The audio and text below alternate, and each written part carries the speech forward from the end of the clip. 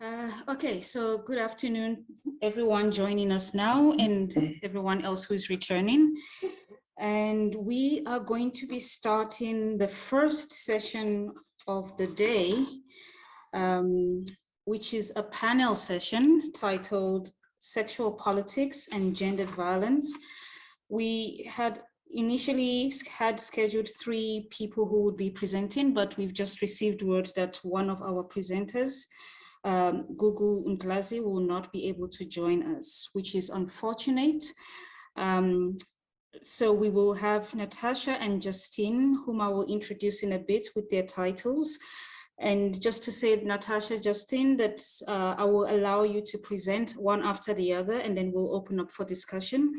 But I think in light of the extra time that we now have with us, I think it would hopefully allow for a lot more in-depth discussion, but also I think I can allow you to exceed the allocated 15 minutes if you are wanting that. So without further ado, I will introduce you in the order that I have here. Natasha Johnson, who will be presenting on a topic titled The Sexual Politics of Women and Girls, Post-Female Genital Mutilation, Cutting in the US. And she will be followed by Justine Clark, presenting on rape culture and the Jacob Zuma rape trial, an African feminist approach. So without further ado, I will hand over to you, Natasha. And once you're through, then I will allow Justine to follow on from you. Okay, so I think because we have the time, I've just been given the go ahead to allow you 20 minutes each. So that's great. So go for it, Natasha. Hi, everyone. Well, it's morning where I am. I'm in New York, and it's election day here in New York. We've just voted for mayor, so wish us luck. We've just come out of election, so. Well, hopefully both of us end up being really sort of seamless through these processes. You know, the conversation that I wanted to have this morning or this afternoon with you all is really about a concept that I'm sure many folks on this call have been privy to, but maybe quite not so much about how the context has presented itself here in the United States. And just to sort of go through some of the sort of factual understandings of female genital mutilation and cutting here in the US before talking about what happens theoretically post FGMC here in the United States. So here in the US, there are about 500,000 women and girls that are impacted by FGMC.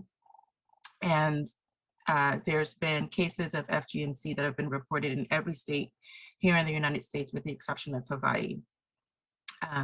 Here in the New York metropolitan area, which is where I am, which would consist of New York and New Jersey and parts of Philadelphia, they're up to about 65,000 women and girls that are impacted by FGMC.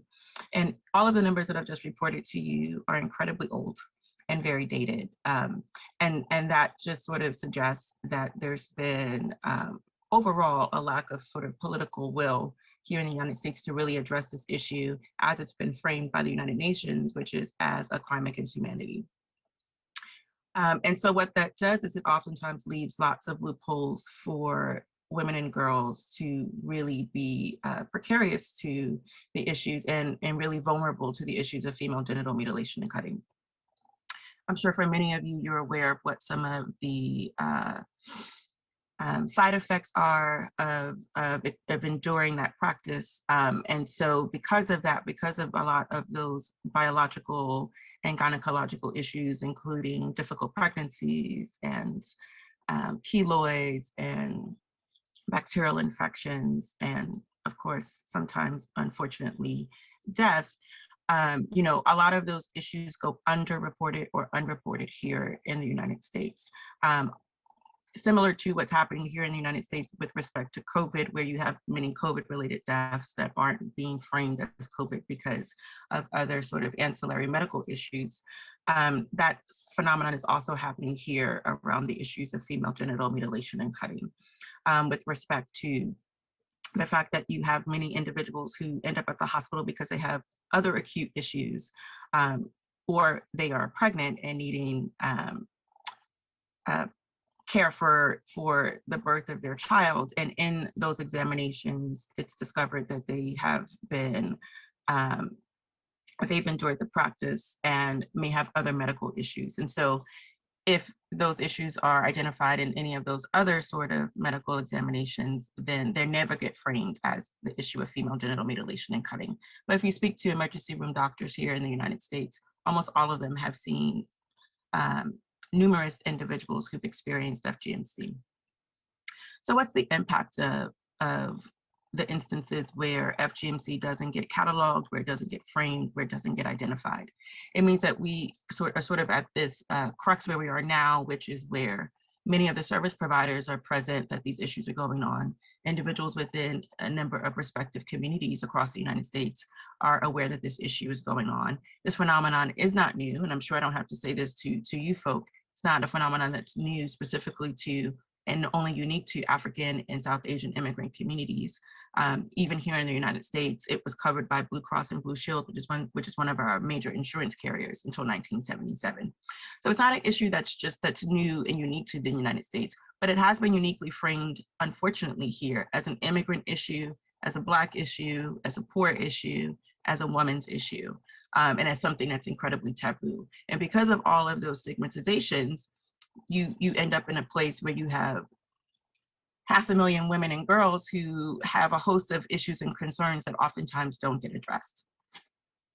And so what that means then for who that individual gets to become when you think about what it means for them to generate agency, for what it means for them to generate livelihood, for what it means for them to generate real, authentic, healthy relationships, and romantic and otherwise. Right? Because oftentimes many of those boundaries, many of those issues, those levels of trust, in many ways have been fractured, if not jeopardized, and difficult to repair. And so the conversation that I want to pose today is really about what happens to those individuals, to those women, and to those girls post-circumcision, post-mutilation. How do they start to think about what it takes to generate healthy, appropriate relationships with family members, with intimate partners? How do they think about what it means to generate personal agency within their own body? How do they start to draw those boundaries? How do they start to generate the tools that are necessary and required for them to actually start to heal physically and metaphysically and psychologically when many of those issues oftentimes, or even the symptom itself, goes undiagnosed? So what resources are there to be put in place, particularly in a resource-heavy environment like the United States, when you have 500,000 women and girls, predominantly Black and brown? And I think that bears criticality in looking at how this issue has manifested here in the United States, particularly when you have a community of women and girls who are going underserved or unserved and underdiagnosed and undiagnosed. So in posing that question, I'm left to, because of the way that I work, or maybe the way that I was reared, is that I haven't been able to yet pose a question without thinking about how to think about resolving them and how to think about building in resources to address it. So in approximately 2018, I organized a march here in New York City to raise awareness around this issue, because I realized that I was talking to what I like to call our PTBs, our powers that be here, in our local city government around this issue, really looking at what the loopholes were, and of course, across of different service delivery agencies with respect to housing, with respect to medical services, with respect to psychological services, with respect to family unification, with respect to community education and community awareness, and realized that for many of them, their response was, wow, I didn't know that that was an issue here in the United States. I thought that was only something that happened in Africa. And that was a quote that I got across the board from a host of our, what you would probably consider ministers of justice, ministers of health, but our necessary and local PTBs. You know, that left me at a place where I had to think really broadly and outside of the box about what next steps were and what would make the most sense. And so that meant sort of raising awareness and sort of raising the profile of this issue. And that led with a sort of multidisciplinary march from New York City Hall, that we marched 5 miles, really sort of raising awareness and sort of really just being in the streets to sort of get people sort of curious about what this issue was. That march led to a hearing here in New York City with the Department of Health for them to sort of do some oversight around what it meant for us to look at the issue of female genital mutilation and cutting here in New York City, what was happening with respect to individuals who were experiencing this issue, what services were they being made privy to, and where were their loopholes. And unfortunately, the Department of Health had to report that they had little to no oversight over this issue at all and hadn't even flagged it as an issue of their concern in any of their medical facilities. And for folks to get a sense about what the impact of that is, the Department of Health is overseeing all of our public hospitals. So hospitals where folks can come in for emergency room care and for free and low cost care. And so that significantly will impact a significant number of people who are experiencing female genital mutilation and cutting, particularly here in the 5 boroughs. So shortly after that oversight hearing, I got present that it was going to be necessary to think about how to give these powers that be, these PTBs, some level of responsibility and agency and oversight over this issue, because it couldn't just stay with the advocates. It couldn't just stay with the individuals who are working directly with those communities, because if it just stays with us, right, we're constantly always going to sort of be chasing that proverbial wheel, having not enough resources, not enough insight, not enough money, not enough government resources to be able to really support those communities in the ways in which they needed to. And so I thought it was necessary to develop a task force. So I coordinated with a local politician here who oversaw one of our boroughs and asked if they would do my bidding for me, really, which was to invite all of the necessary higher up PTBs at that local politician's invitation, but that I would be the person that curates the meeting. And they agreed to that, fortunately. And in doing so, we were able to have a really sort of powerful conversation about what the impact of people experiencing FGMC was here in New York City, and really having them look at what their resources were already, what their capacities were already within their offices, and thinking more ardently about not necessarily how to recreate the wheel, but if they were working with people who were sexual assault survivors, or if they were working with people who were traffic survivors, or if they were working with people who were survivors of domestic violence, to think about how they could just sort of think about how they could expand their services, their service delivery to people who were also experiencing female genital mutilation and cutting, without necessarily over-resourcing and overburdening their already high caseloads. And in that conversation, you know, it got present that we needed a task force.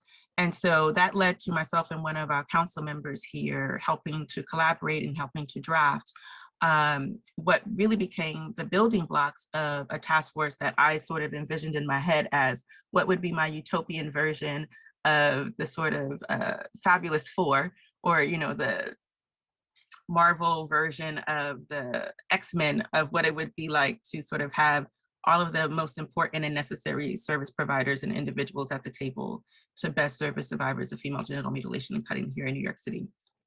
And in doing so, it was imperative that I also made sure that on that task force were survivors themselves, so that the concerns, the immediate issues that were happening and occurring on the ground were always going to be brought forth to the task force, so that we were making sure that this conversation and whatever resources and recommendations got created were done directly in collaboration with people who were directly experiencing those issues. That legislation was drafted and set in committee from March of 2020, and we know what happened in March of 2020 globally, until September of this year of 2021. So I'm happy to say that on September 9th of this year, that law passed, and it's the first of its kind here in the United States. But it creates a multidisciplinary task force that lives here in New York City in the mayor's office to combat and end gender-based violence. And the mayor has until December 9th of this year to appoint the necessary bodies on that task force. And then those individuals, I hope I'm included, I helped write it, but I hope I'm included in that, will have 2 years to really do research, to start to get more current numbers, to really start to document the loopholes and the places in which people who've experienced FGMC are not currently being serviced, and to help develop policies and techniques that make more sense to provide people with alternatives to cutting here in New York City that make sense for them. And after those 2 years, we'll be able to present those to the mayor to provide some recommendations and hopefully some new initiatives that will exist here in New York City, and hopefully will serve as a steward and a blueprint for other jurisdictions throughout the United States. And so my hope is that someplace in there lives the place for us to start to have a much more powerful conversation with survivors themselves about what happens to them, what their needs are with respect to developing agency and becoming whole in a way where they're whole, not only physically, but from a psychosocial dynamic as well. And also thinking about what it means to repair their families, repair their communities, and also to help provide more access to education and resources and documentation of this issue across the board here in New York City. So I will stop there, somewhere in between my extra 5 minutes and not going too far over what my allocated time was, and turn it over to our host. Thank you. That was actually within your 15-minute time. So that gives us a lot more time for having vigorous discussions, hopefully. Okay, so I'm going to turn over to you, Justine, who will be talking on rape culture and the Jacob Zuma rape trial, an African perspective.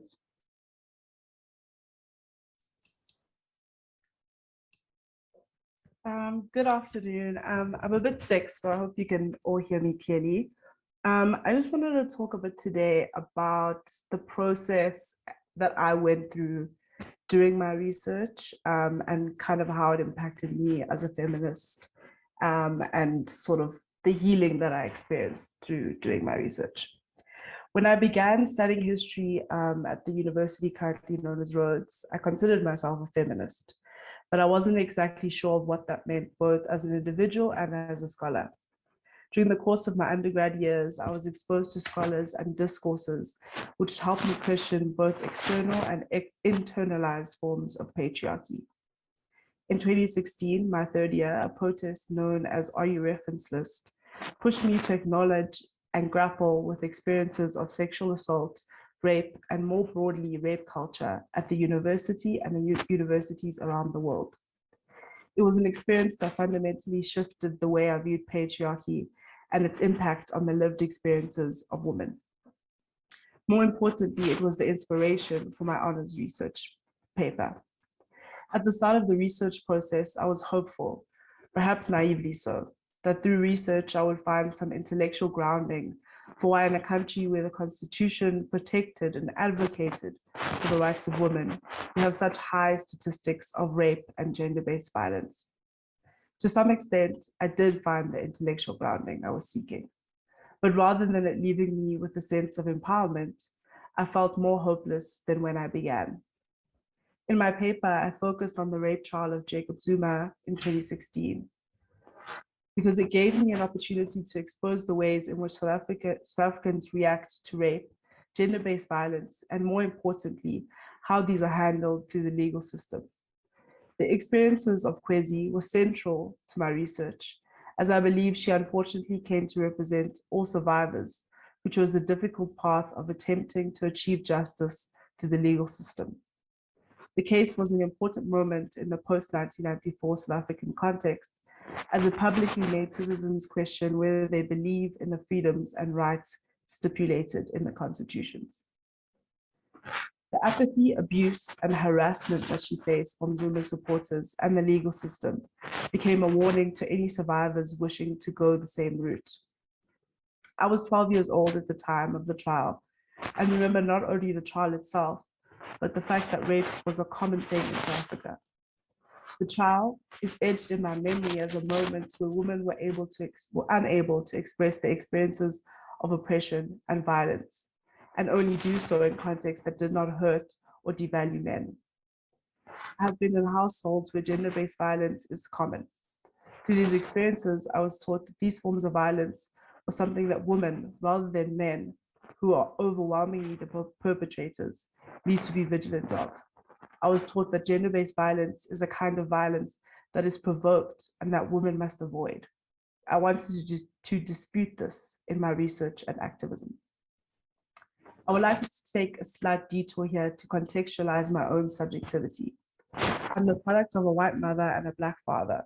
Born in 1994, I was always reminded that in a post-apartheid South Africa, I was exactly what the Rainbow Nation stood for. The hope and belief in freedom and equality was instilled into me through the rhetoric of being a born free, who was able to live both in Black and white worlds within a country previously separated systemically by the apartheid system. I was aware always of the benefits and privileges my generation received through the hard work of the liberation movements. The African National Congress and their version of history provided an idealistic picture of the freedoms and opportunities that would be given to those who had previously been oppressed. In the process of becoming an adult, I began to question this rhetoric. Based on the oppression I still experienced as a middle-class Black woman, I was fully aware that the ANC government had not achieved its goals, and that many were still in geographic and social positions of oppression.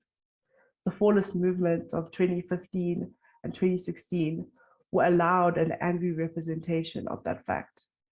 And this is what further fueled my need to find answers in academic spheres.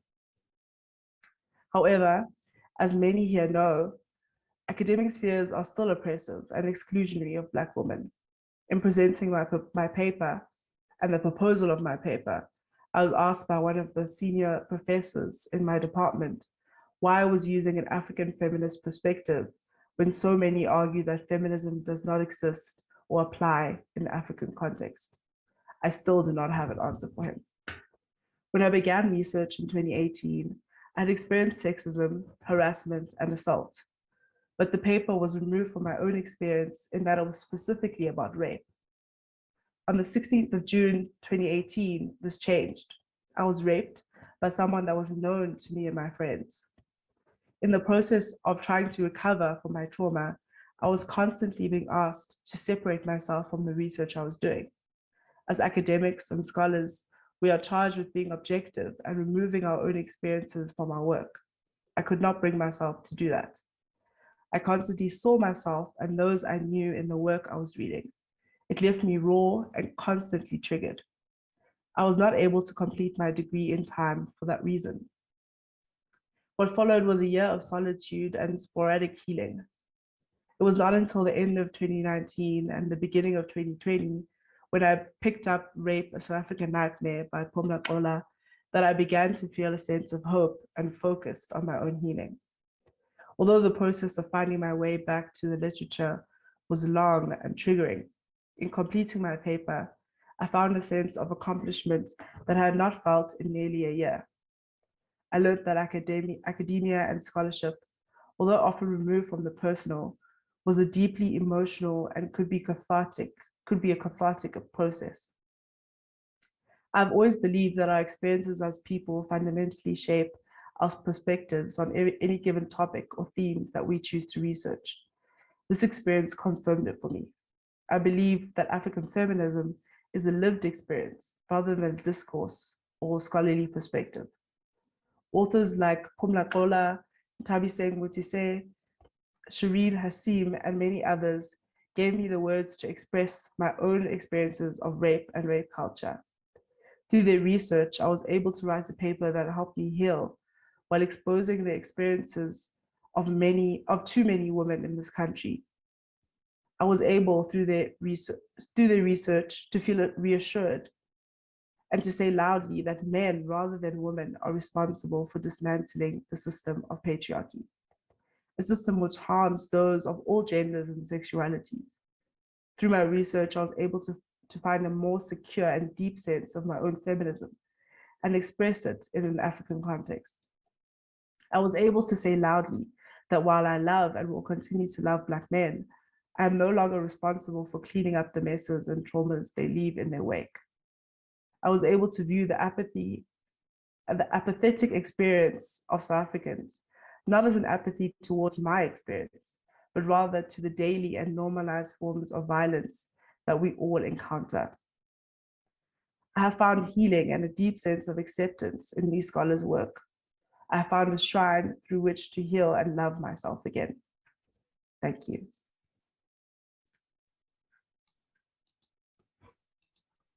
Thank you. Thank you very much, Justine. Thank you, both of you. And I will turn over to the rest of the people who are with us now for any questions or comments, but I would just like to have a brief conversation with you both, if that's okay. And if it's okay with you as well, I would like to see you as we have this conversation. So if you both don't mind switching both your cameras back on. Thank you. All right, so thank you once again. And what I'll do is try do a kind of thematic summary, and I have a couple of questions that I would like to pose to both of you, and then we can also just have a look and see what other people are thinking and wanting to engage with you as well. So I'll start with you, Natasha. And your talk around female genital mutilation and cutting, and with a particular focus on a context, which is your context, the US. And what I'm really appreciative about in terms of the way that you have unfolded your presentation is trying to tease apart different I don't know, I guess framing issues in terms of how we engage with female genital mutilation. And I think one of the things that you do very nicely is to actually pinpoint the discursive framing as problematic. You know, kind of saying that's where we need to start, the way that we choose to frame this particular kind of practice actually has implications for whether or not we will intervene in particular ways, whether we will even consider this to be a problem or not. So the discursive framing and the importance of languaging in terms of how issues related to gender and sexuality and women's agency over their bodies comes to be taken up. So I'm really appreciative of that.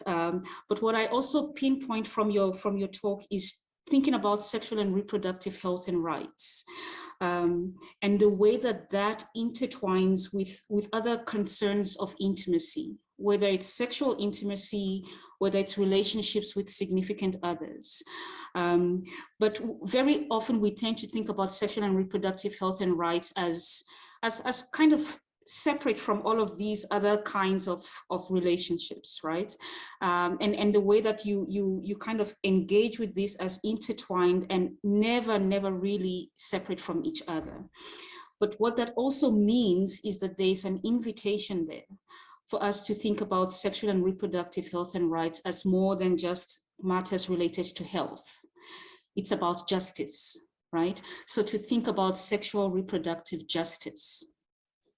And I'm really liking the way that you then kind of hone in on what agency could mean and what agency could look like.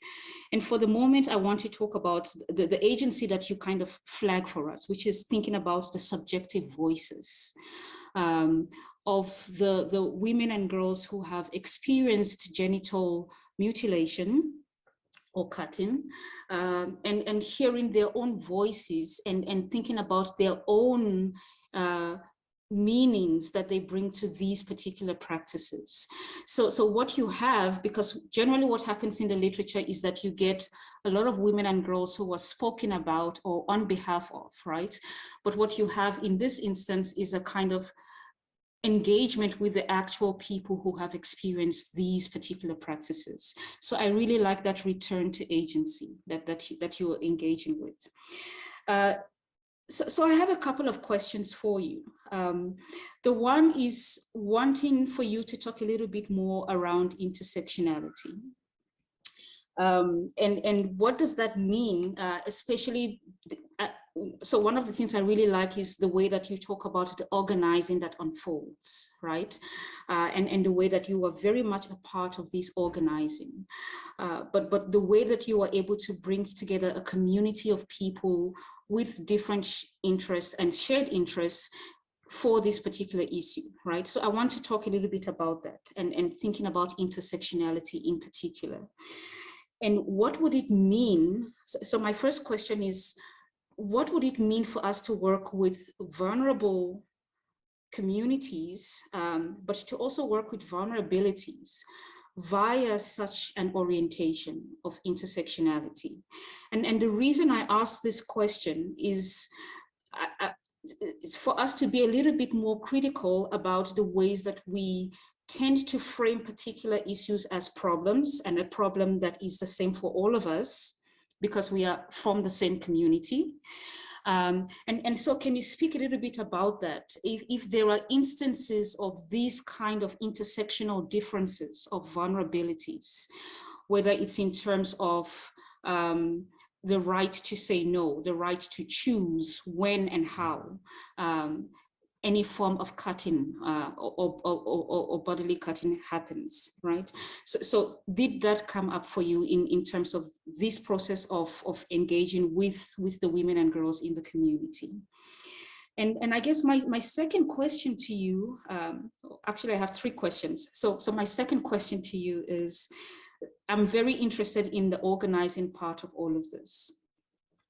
And one thing that I know in my experience with trying to think about organizing for social justice is that you have a disparate number of voices that may come together because they have shared interests and shared politics, but very often also have diverse interests and diverse politics, right?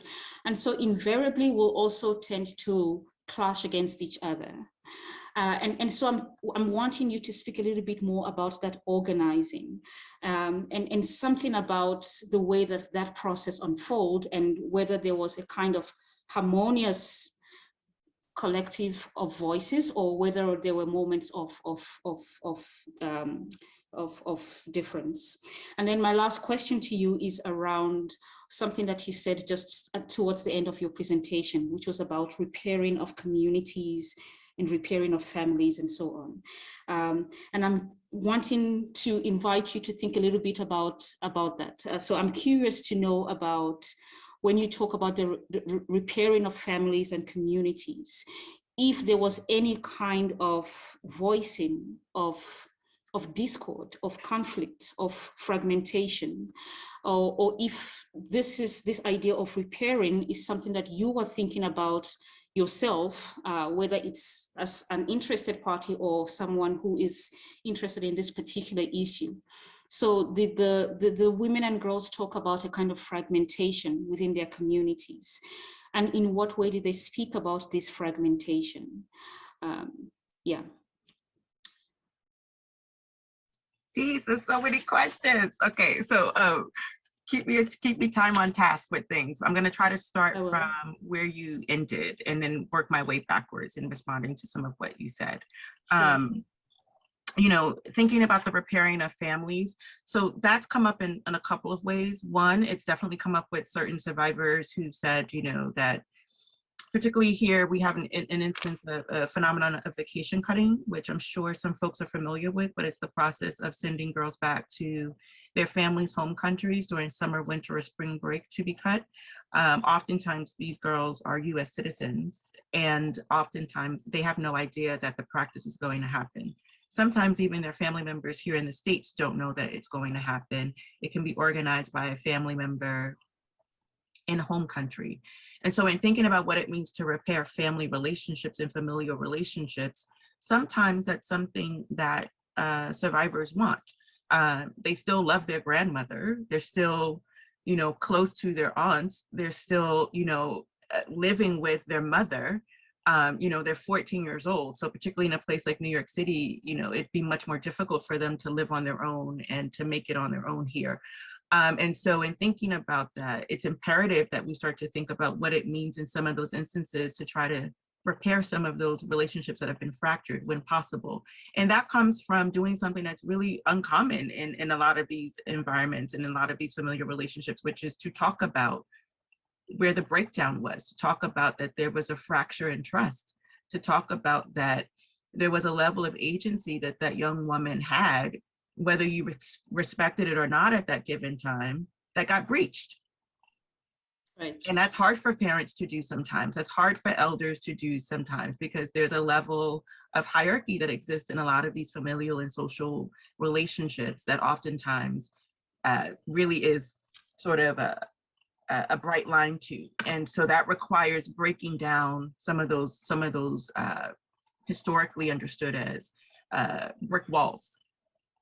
And so for some survivors, that is something that is present for them that they think is helpful. And also, I've actually talked to a lot of mothers who have wanted to make the family reparation and had not been the survivor. It actually has been mom sometimes, or the person who organized. They recognize subsequently that maybe they could have chosen an alternative. There could have been a different route. Maybe they didn't have to do it by surprise. Maybe they could have at least talked with the young girl about what was happening in advance, or because of what the sort of effects were post-circumcision and post-cutting, they realized that there could have been other options. And so a lot of times I've had these conversations with parents and with grandparents who wanted to make some of these reparations with the survivor. And it's not always been the survivor that's wanted to repair these relationships with family members. But I think that it's a place to think about what it means to, again, think about preparing the individual as whole. It should be there and present and thinking about a tool of resources that are available to someone as a survivor as an option for them. And that's really what the task force is about creating a whole toolkit of options for individuals to step into and for them to really decide at what point throughout their journey, right, is it necessary or appropriate for them to even want to think about repairing relationships with family members and community members, right? Because that requires for them really to have done some maybe psychosocial work for themselves to get to a place where they even want to be in those kinds of conversations. But it's imperative that we think about creating an option and making that available. You know, in answer to your question around organizing, you know, whenever you're dealing with people, and people very well, right?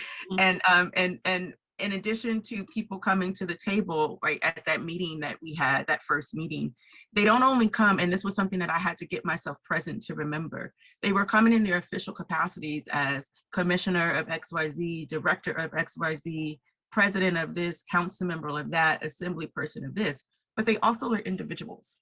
And I have to keep reminding myself, and it's something that's imperative to what I try to do, right? Whatever my personal opinions are of the powers that be, I try to remember that for the most part, a lot of these folks got into public service because they were something that they were really concerned about and something that they were really connected to. And they may have, and whether they're still connected to those pieces on their political and official journeys, oftentimes there was something that's probably similar to what my missions are and what I'm connected to and what's important to me that's connected and important to them. So at that meeting, you know, I made a point at the very beginning of telling them that it wasn't going to be a traditional meeting. It wasn't going to be a PowerPoint with a lot of facts thrown at them so that they could sort of, you know, take home a PowerPoint with some charts and some graphs and say, wow, that was really horrible. What a shame. Too bad for those people.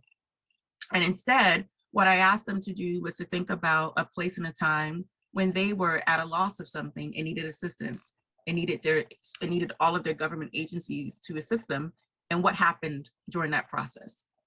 And it got people really present to disarm themselves, to have a much more powerful and authentic and vulnerable conversation around what it means for them to feel vulnerable and to want to turn to their government to get assistance and to realize that oftentimes all of those resources that they needed weren't there. And then I asked them to transpose that to what it might look like for someone who was experiencing female genital mutilation and cutting here in the US and in New York. And where were the loopholes and the gaps in services for them? And how could we do better by them? Asking them to remember that time or those times when the services that were available to them may have fallen short. And I gotta tell you, we got to a really honest and transparent conversation. They took over, we threw the agenda out the window, right? And just really had a real powerful conversation about what it meant for all of these government agencies to think about how they could step in ways where they know that they hadn't been before, right? So without me having to point fingers at them, they essentially stepped into the space and said, I recognize where our agencies have fallen short.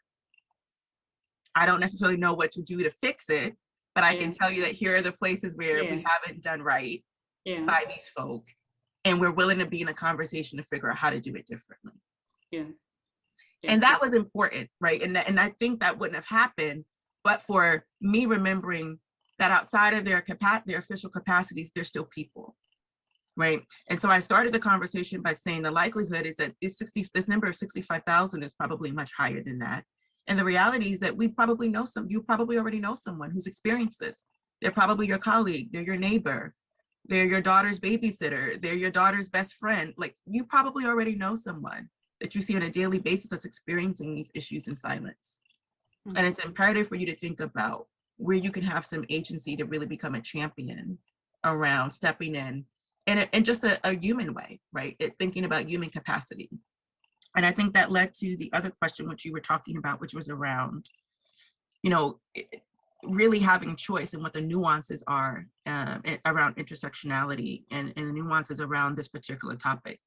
Oftentimes, particularly in the US context and talking about female genital mutilation and cutting, there's almost always someone who talks about male circumcision as well, which is incredibly prominent in a Western context. And I know it doesn't really exist in the rest of the world, but it's incredibly popular here. So much so that most doctors here recommend it for parents of male children, often misciting the fact that they think that it's for their wellness. And there's plenty of medical documentation that states that that's not the case. There's no medical reasons for circumcision for both women or men, right? And so in that conversation though, around male circumcision, around nuances and around what it means to have choice and agency, I often just ask people to, and this is something I actually led a TED Talk on this conversation. And the question there for the audience, I asked everyone to close their eyes and take some deep breaths and to think about a part of their body that was really precious to them. And then to think about what it would be like for that body part to get violated without your requests, without your solicitation, and without you having a real say in what happens during the event and thereafter.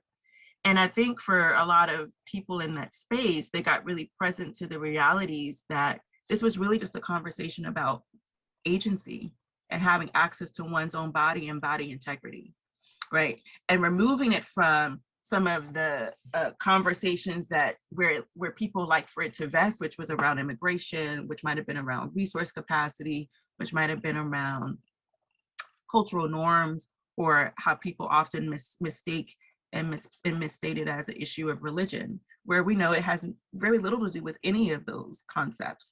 But looking at it as just simply an opportunity for people to think about what it meant for you to have your own body integrity and your own body agency. It's really hard for folks to be able to sort of argue that any individual shouldn't have that any individual shouldn't have that privilege and shouldn't have access to that, and making the decisions that make the most sense for their own body in their own time. And so that's really where that conversation has lived for me. That's where I try to start with people, because I think people see something for themselves in there, and then they're able to see something for someone else from that lens. And this issue doesn't sort of live in the blind spot of people, because people then make excuses, because then it arguably becomes very taboo. And I think that's the place, when you talked about peace, about the nomenclature and how to frame this conversation and how to have it be vested someplace. It's really about looking at the humanity and the fullness of every individual. And I think that's part of what this work has been around shifting those narratives, not only in this conversation, but in the gender-based violence sector across the board. I think oftentimes people who've experienced sexual violence, who've experienced FGMC, who've experienced domestic violence and trafficking, oftentimes get framed as lessened, something that's been taken away from them. So they're somehow lessened, broken people. And the reality is that that narrative has to be completely dismantled. It's actually an injustice to the individuals that we're working on behalf of, to sort of limit them and limit their capacities in that way, right? And so arguably, I'm sort of creating this this conversation and this task force and all of these organizing policies and initiatives from the place of abundance, and not from this place of deficit where it suggests that these folks are less than, right? But really that they have a level of resilience that many of us probably couldn't even fathom to have, having endured what some of these folks have endured. And yet, and still in that place, right, which is where this conversation lives, they want to still be able to post those events, be able to live full and complete lives the same way that everybody else wants to. And that's really where this conversation has to end and begin, right? That everyone has the opportunity to make important and informed decisions about their own body and their own wellness. And then from that standpoint, being able to make informed decisions about the kinds of powerful, healthy relationships that they get to create thereafter. Okay, thank you for that. I see there's a question in the chat that Lindsay believes has been answered, but I think there's a later part of that question that I want to come back to again. But I want to engage Justine. Justine, thank you very much for your sharing with us. there's just so much that I'm taking away from this. I think I've got a couple of questions, but I mostly have comments for you. And what I really took away from what you shared with us, and what I really appreciated, and I'll tell you why in a moment in relation to myself, is that you actually think about feminism as more than just theory, more than just abstract theorizing and all of that. And you really do the thing about telling us feminism is a lived experience. African feminism is a lived experience. I really love that. I think it's such an important reminder to all of us, actually. So thank you for that. Your presentation with us does quite a number of things. And I think one of the things that it does as part of this livedness of feminism is that you actually start by situating yourself, right? And you start by situating what I will describe as your feminist journey.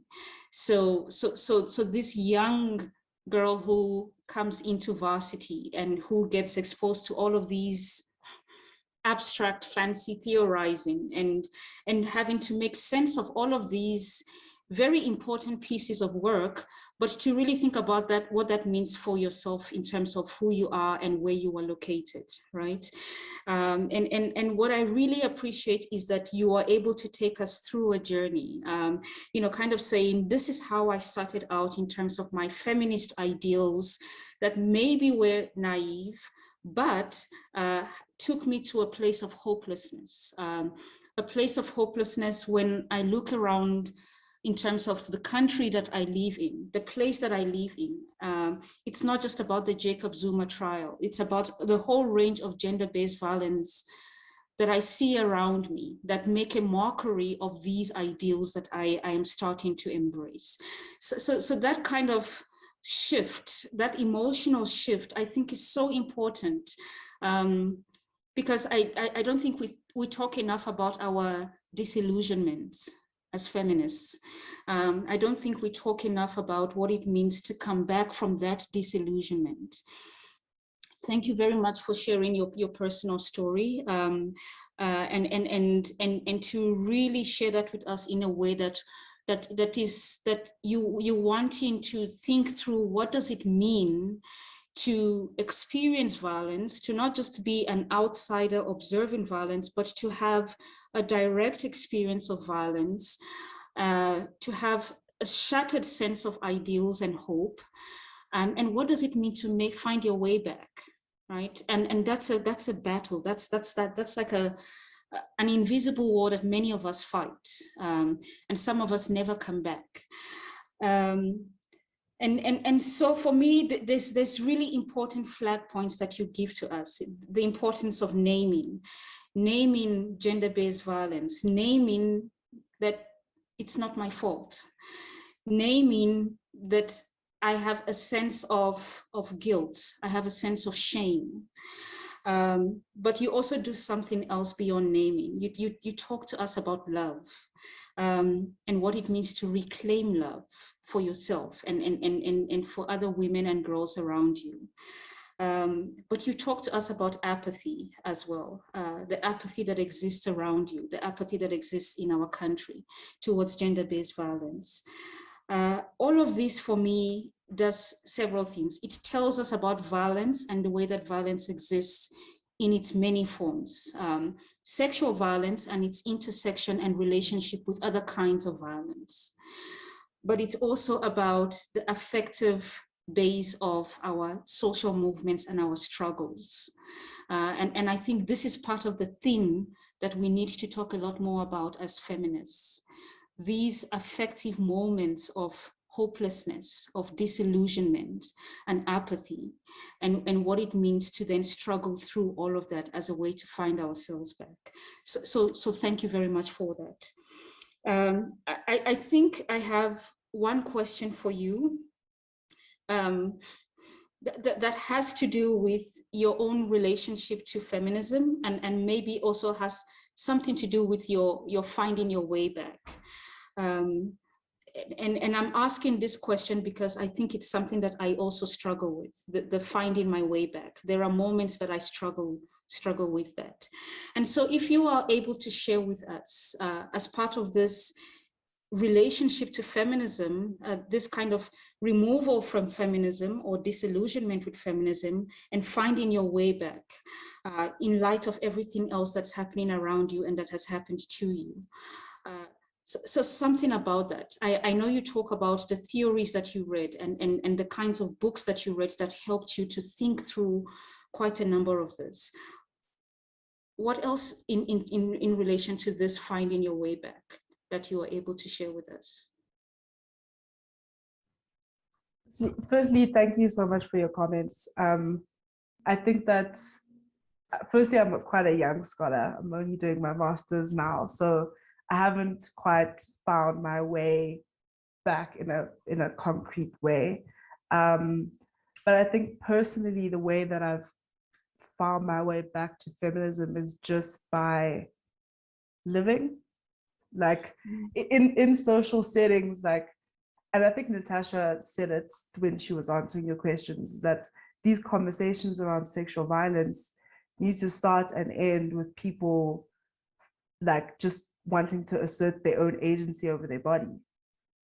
And I think that's where, I think for me, between the period of time where I stopped doing my research in 2018 and came back to my research, I was very much apathetic and very much like letting life just happen, just in my life, in terms of my career, in everything. And I think I had to say to myself, it's my life, it's my body, it's my brain, fundamentally. And so this is the way that I see the world. I believe we should be equal, and I believe we should all have freedoms around our body and our integrity and our sexuality. And so what that means is that in any way that I can, I try to assert that agency. So in conversations with men, in conversations with women, I try to assert my agency over my body. And honestly, therapy has done a lot for that kind of like personal journey. And I think in terms of feminism, like we often view feminism as in a binary. You're either feminist or you're not feminist. But there is kind of a middle ground where we have lived experiences and we all have moments where we perhaps have problematic opinions or problematic assertions. And rather than criticizing each other for those moments, let's talk about them. So in talking with men, with people who maybe are in opposition to me in terms of their opinions and their perspectives on the world, in talking to them, I find more where my perspective is. So if I disagree with you about this, why do I disagree with you about that? Maybe because fundamentally I'm a feminist, and because I'm a feminist, because I believe that we should all be equal. And that's not, for me also, it's to believe that feminism is not inherently radical. It's actually, it's not radical. Like, it's not radical to say that as the genders, we should all have the same freedoms. That's so many constitutions around the world, governments around the world say exactly the same thing. So why shouldn't we believe that on a day-to-day lived experience? So I think that's the small way. And I still struggle. I still struggle with feelings of guilt. I still struggle with approaches to my own sexuality, or even my own sense of apathy towards certain like stories around gender-based violence. And like I still struggle on my triggers and all those kinds of things. But I try to remember that I have agency. And so your violence is your violence. It's not, I'm not the violent one in the situation. You are being violent. And I'm asserting my agency by saying that that is not about me, it's about you. So I think that's the way that I've found my way. And also just by, I don't always think that I need to assert that I'm feminist to be feminist. In my work, I try to acknowledge women as much as I'm acknowledging men. I mean, I'm a historian, and so a lot of my teachers or my professors or the people who have trained me are white men and are men. And so to constantly challenge their perspectives and their ideas around other people's experiences, and not just women's experiences, but also other people's experiences. I think, but it's also about like forgiving yourself for the little slip-ups that you make, forgiving yourself for the guilt that you carry, and doing the small work and then leading to the big work. Yeah, so I think that's how I found my way back to feminism. Thank you for that response. We have about 3 minutes left. I see there's been a series of questions in the chat that Natasha, you have responded to, so thank you for that. Great. In the absence of any further comments or questions, I'm going to just tie this up and thank both of you. And where I really want to end off is you kind of both talk a little bit about, okay, we've just given the go ahead to go over a little bit, so great. Great, so we've got until 4:10. Super. All right, so then before I tie up, let me have a question that I want to pose to both of you, that as you were both talking just now, came into my head. But before I ask my question, I want to see if there are people in the chat or with us today who want to share comments or questions for Natasha and Justine.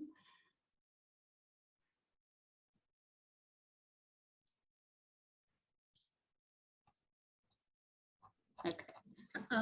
Peace, hi, Peace, Yeah. It's Linda.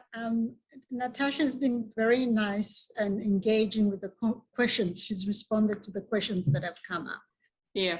So no one yet. So no one yet. Okay, perfect. Yes.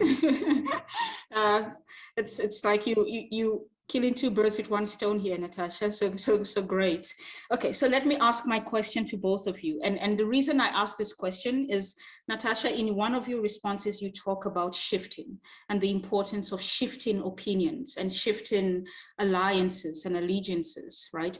As part of the work that needs to happen with organizing and activism around FGM, right? And Justine, you talk about dialoguing. So you talk about, as part of your reclaiming of agency, you want to dialogue, even if it's with men, around gender-based violence, right? So I think what you've both presented to us is a kind of an action, right? Shifting via organizing and coming together and talking or dialoguing as well. And so this is my question to both of you. I'm very curious about what social change or ideas around social change can look like when they primarily involve, I don't know, bodies in interaction with each other, or when we talk in terms of, you know, policy, regulations, social practice, language and discourse and all of that, and we kind of leave one thing out, and the thing that we leave out is the affective base of our practices, right? And what I mean by that is sometimes we don't pay enough of attention to the ways that we attach to particular kinds of practices. So in particular, FGM, right? Is it very easy to imagine a shift in the practice of female genital mutilation that does not attend to the emotive attachment of why the practice happens in the first place, is my question. And more specifically to you, Justine, what would it mean for us to think about gender-based violence, but even beyond gender-based violence, but to think about the practice of feminism and speaking across our differences, whether it's across the differences of gender, but even speaking across our own differences as feminists, right? And to not pay attention to this emotion, this emotional attachments to our identities, to our privileges, to our differences, right? And I know it's a bit of an unfair question to both of you because it's not an easy answer, but if you have any thoughts on this. Yeah, I think, the first thing that comes to mind is, I think, and it's really sort of been tied to the way that I've been trying to do this work, which is to have people step away from something. People are always on something. We're all on something, right? Like, when I come to, part of in 2018, part of my frustration, the reason why I started the march was because I was on something. I was annoyed at powers that be because I thought, how singular and insular of you to not even think that this issue is much bigger than just in Africa, and how simple of you, right? The UN is right here for you to not know that it's a crime against humanity and that there's 65,000 women and girls who are here who are experiencing it, right? So I came with something already to those conversations, which is partly why they went the way that they did, which was, wow, I didn't know anything about it and I'm not going to do anything about it now, right? And so I had to figure out how to get off of my own pulpit to be able to be in a conversation that was going to give people the access to do that too, because they also are on something, right? They can sit behind the chair of, I'm commissioner of XYZ. We don't have that issue under our wheelhouse and we don't have to. So yes, you can tell me all you want about this issue, but because it's not actually something I'm charged with dealing with, I don't have to deal with it. Right. And so I had to figure out a way to have conversations with these folk that got past that piece. Yeah. Right. And so that's much more than just nomenclature and framing, but it's about getting to the heart of the matter. And once I got present that at any given case, each of us is concerned about our own body and our own integrity and our own safety and our own wellness. And if we couldn't imagine it for ourselves, we could imagine it for our loved ones. Then that was a place where we could start to have a different kind of conversation. So that meant me figuring out how to disarm every person, how to disarm every power that be that I was in conversation with, so that we could get to a place where we could just talk about the humanity of the issue. Okay. And that means something different for each conversation, right? For something different for each person. And this isn't about, and let me be clear, this isn't about manipulating conversations. This is about getting to the core and the heart of the matter of being able to see people as humans and see people as people. And that's a place where it takes a lot more time, right? That just starts with actually being able to be like, how are you? What is it that you need? How can you show up in this conversation, right? I led a conversation around this topic with the Women's Board of City Council. And I gotta tell you, I'm so familiar with talking about this issue that I did a disservice to them. I didn't realize how physically uncomfortable they were becoming in the space. Like they were sitting and moving and like uncomfortable, starting to hyperventilate, closing their eyes and cringing. And then I realized, I said, you know what, let me stop. Let's take some deep breaths. We all held hands and closed eyes.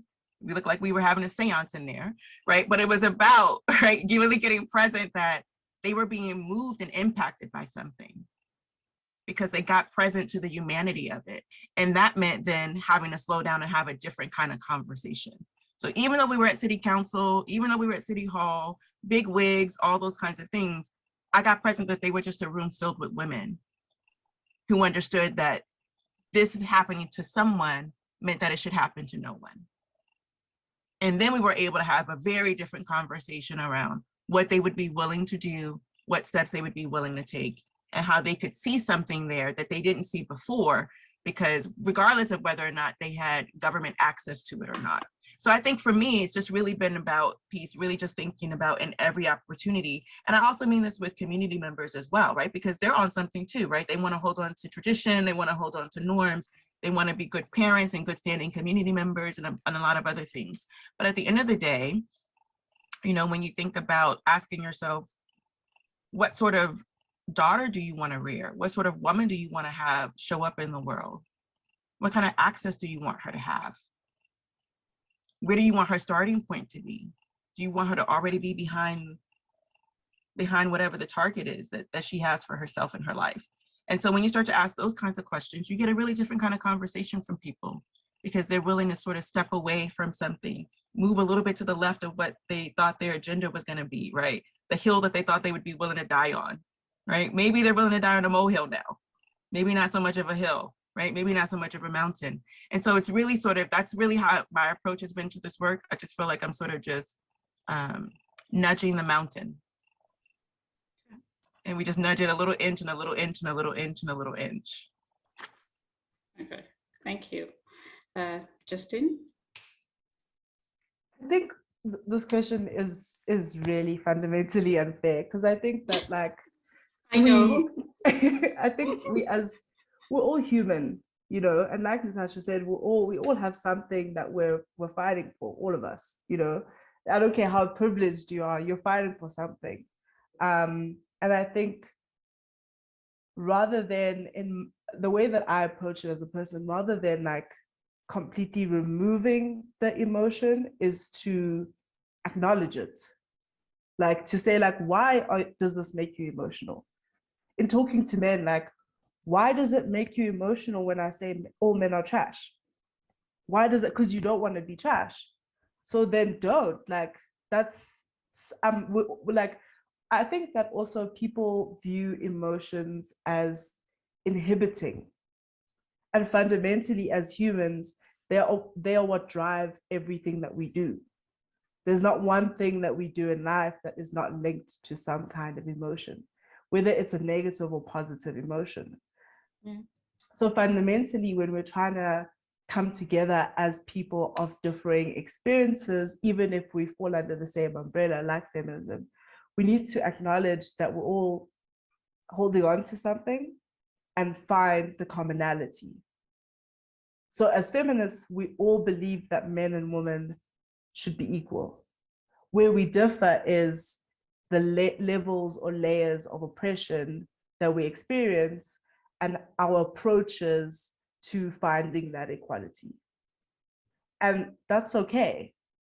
We all differ in our approaches to life, and we don't like that, but that's the reality of the human experience. And I think Natasha said it also, like, to have a humanist approach about things, to have it like, this is a person, like, even if they're opposing you, even if you don't like them, they're a person and they have their own struggles and their own problems and issues that they face. No matter how privileged or wealthy or whatever privileges they face in their life, they also have problems. And so, and I struggle with this in terms of academia and scholarship. A lot of the time, people want you to, and academia wants you to remove the emotion from your work. But I can't, because the emotion is the reason why I'm doing the work. So to acknowledge the fact that I'm emotional about this because of my own subjectivity, I'm going to try and remove it as much as I can, but it's never going to go away. Because if it went away, then I wouldn't be Justine. You know, then you might as well have someone else in here.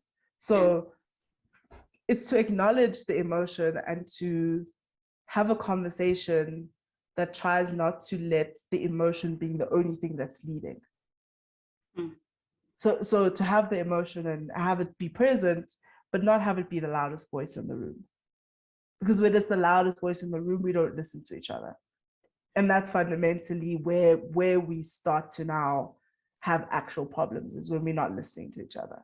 And I think the world currently is so divisive and so unwilling to listen to, like, opposing opinions because of how emotional we each are getting. Like, it's okay to be emotional, just put it to the side for 5 minutes and let's have a conversation, and then we can bring back the emotions.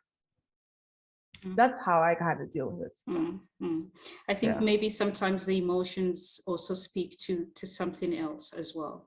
Maybe that's identity. And that's important. And that's our identity is important in the conversations we're having, and they often lead to us feeling certain emotions. It's important to at least acknowledge that. Wow. Okay. I actually have more questions, but if I am able to find both your emails, I will email you separately.